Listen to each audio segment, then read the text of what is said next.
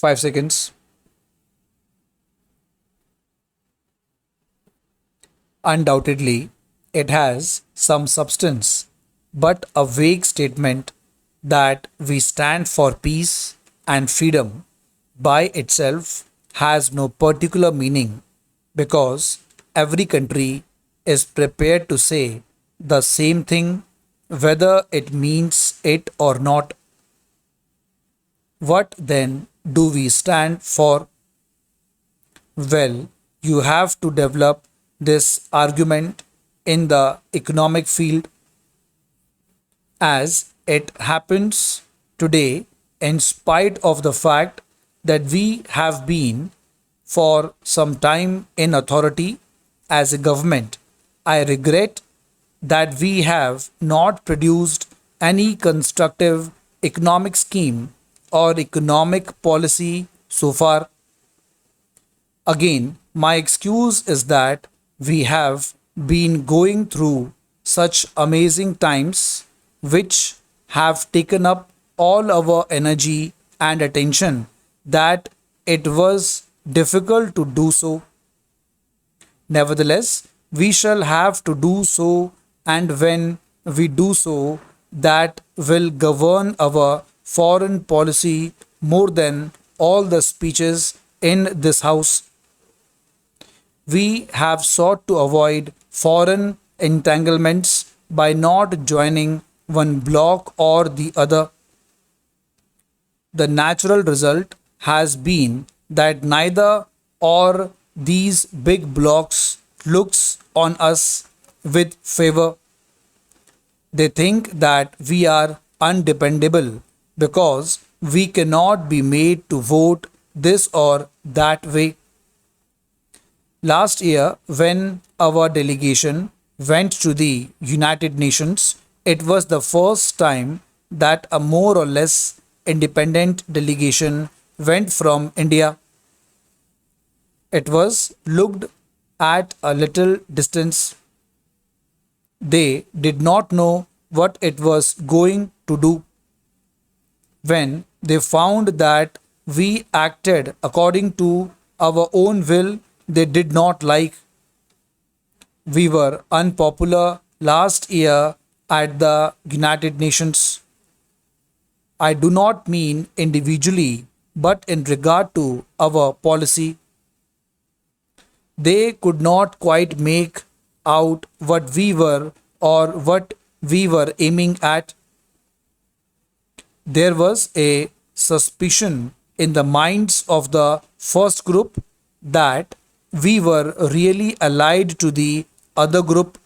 In secret thought we were trying to hide the fact, and the other group thought that we were allied to the first group in secret, though we were trying to hide the fact.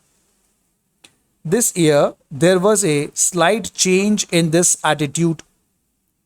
We did many things which both the groups disliked, but the comprehension came to them that we were not really allied to either group, that we were trying to act according to our own rights and according to the merits of this dispute as they seemed to us.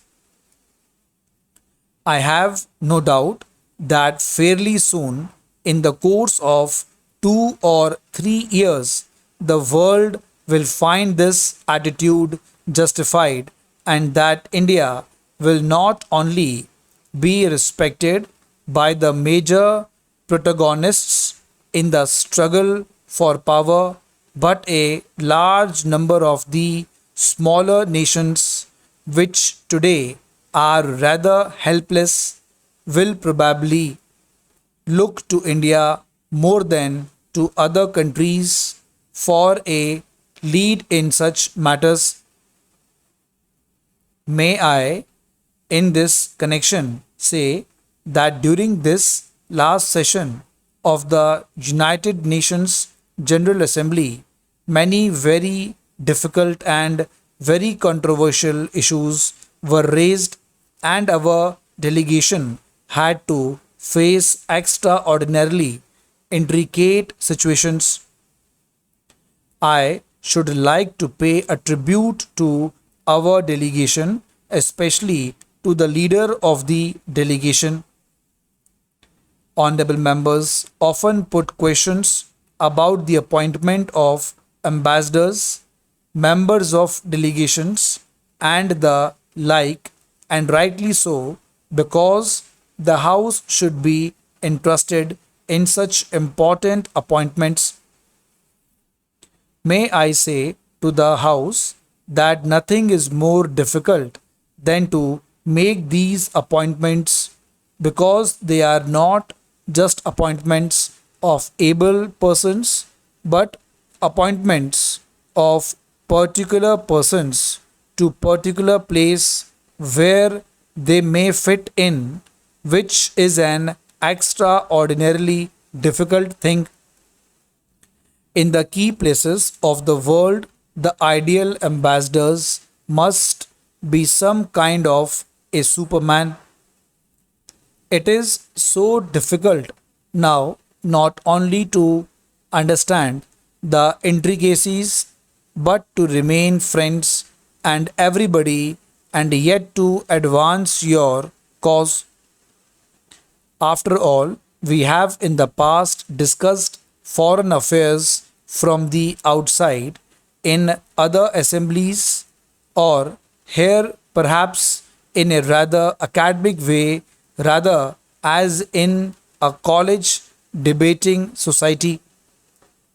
That is, we talked of high policies, but we did not come to grips with them when we had to say yes or no to a question and face the consequences.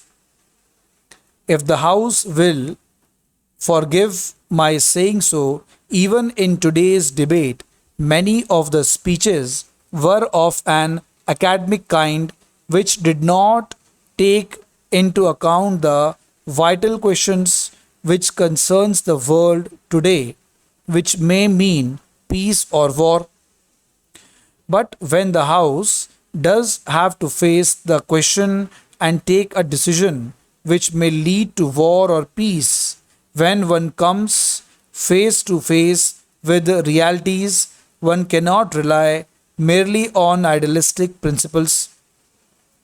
Foreign affairs are utterly realistic today.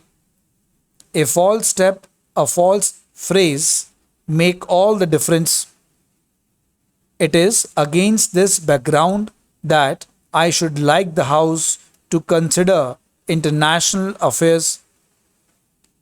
We have to get over the notion that it is merely some naughty men playing about and quarreling with one another, some statesmen in America, France, and the British imperialism lurking behind the curtain in the distance.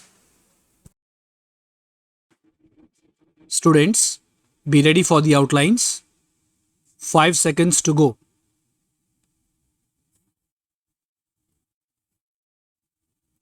Undoubtedly, in spite of the fact that amazing entanglements, suspicion, attitude, disliked United Nations General Assembly, appointment, Superman, idealistic,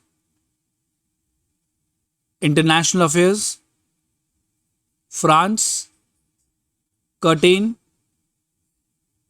economic field, for some time. Nevertheless, unpopular in the minds of the comprehension, delegation, intricate, ambassadors, take into account, foreign affairs, quarreling, imperialism, lurking.